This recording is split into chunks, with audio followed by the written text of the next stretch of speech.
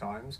When Scott Harrison and Alex here were at the forefront, some of you may not have known much about this wee man. Paul Weir, that may have been down the weights, but he became world champion at both strawweight and light flyweight. Paul has become a really established trainer on the current circuit, but his ring days shouldn't be forgotten.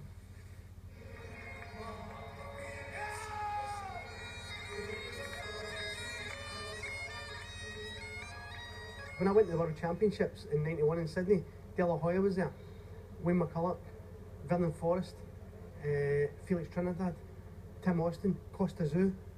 The fighters who competed in that tournament, when I look back and I think, my God, they all competed at the same time.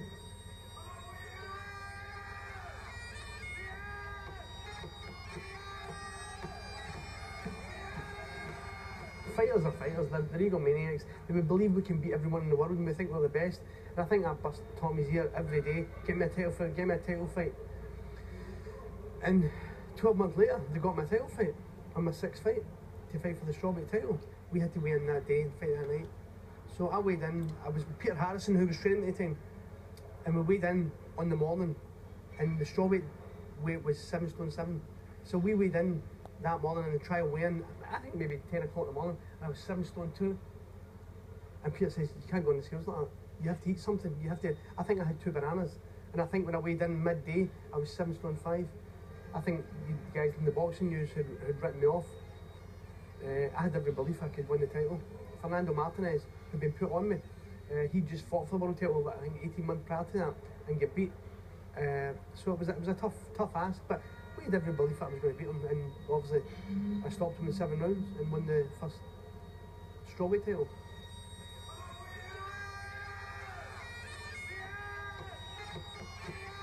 I don't know whether it's still sunk in, it's ever sunk in.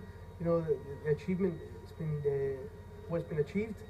You know, because people say, oh, you won 2 world titles, and you think, yeah, 2 world titles, but it's a tremendous feat to win it, and it was a great honour to fight for the title. And I just feel blessed to have the opportunity to fight and train with some fantastic people and meet some fantastic fighters over the years.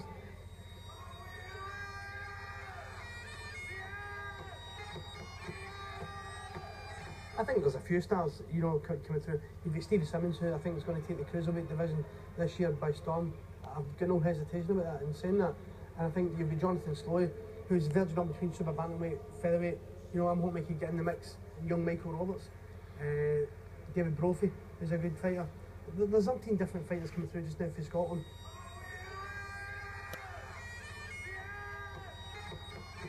I think it was a nice transition to get in there, but I'm happy doing what I'm doing now, working with fighters and trying to pass on some of the knowledge that I've acquired over the years. You take it. He seems to have, how would I say, he don't seem to have got the trappings. He was a 2-weight world champion, and in Scotland he can walk the streets and people just don't know what he achieved. Yeah, well, it's amazing really. I think to win a world title in only your 6th pro bout, you know, I think at that time the strawweight and the light flyweight division wasn't really looked upon as being, you know, a popular weight class, and I think that was the downfall for Paul. But respected in the boxing world, yeah. Yeah, I mean, his achievements, I'm delighted he's getting a bit of recognition today, because his achievements are phenomenal, you know, as Alex has just said.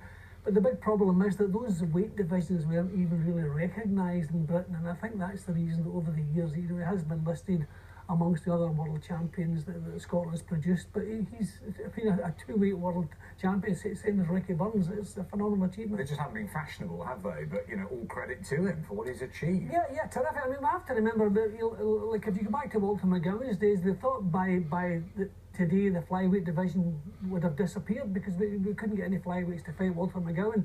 So then you have the light flyweight and the strawweight. So people didn't, unfortunately, pay an awful lot of attention to those weight divisions, so he never got the credit that he fully deserves. And still around the scene, passing on that knowledge, which is really useful. It's fantastic. I mean, I've seen him in the gyms around Scotland. I think last year when I was sparring with Derry Matthews, he was even helping out with Derry Matthews, along with one of the Vaughan brothers from Liverpool. So he's always on the scene, and everyone knows